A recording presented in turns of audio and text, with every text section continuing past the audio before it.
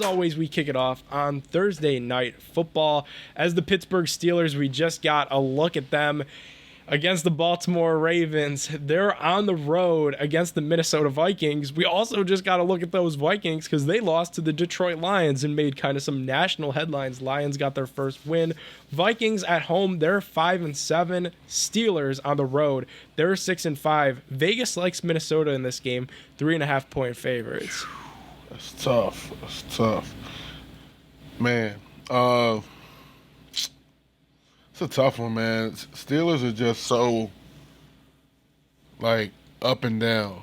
It's either they're great or they're mediocre. Great, mediocre, great, mediocre.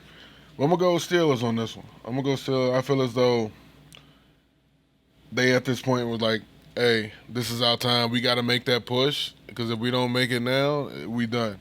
And I think the Vikings, I don't know if, Cook might be back this week or not. So we'll see. And, my take on Kurt. A little inconsistent, but, you never know. Adam Thielen might be still down, so they might be struggling a little bit trying to find some receivers. So yeah, Kirk still threw for 300 yards, and Adam Thielen went down, and they lost that game to the Minnesota Vikings. So for me, in this game, it's the old guy on your Instagram, Phil, with the hat.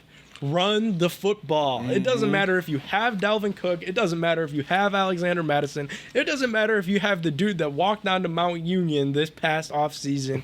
You got to run that football, man. That's how you beat this Pittsburgh Steelers team. That front four is really solid up there with Cam Hayward and those boys. They're going to try to come after you, but you can't abandon that. That's what works. Especially, they're probably going to be without Adam Thielen. It's a high ankle sprain, but that's the good news. You run that football, go play action. You got Justin Jefferson, who was one of the most phenomenal, rookies last season.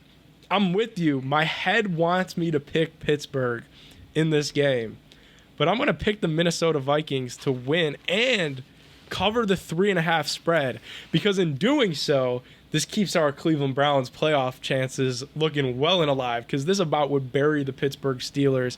So I'm going to go ahead. I'm going to take the Minnesota Vikings. I'm going to take the 3.5. They got to run the football, though. If they don't do that, Pittsburgh's going to win. Got you.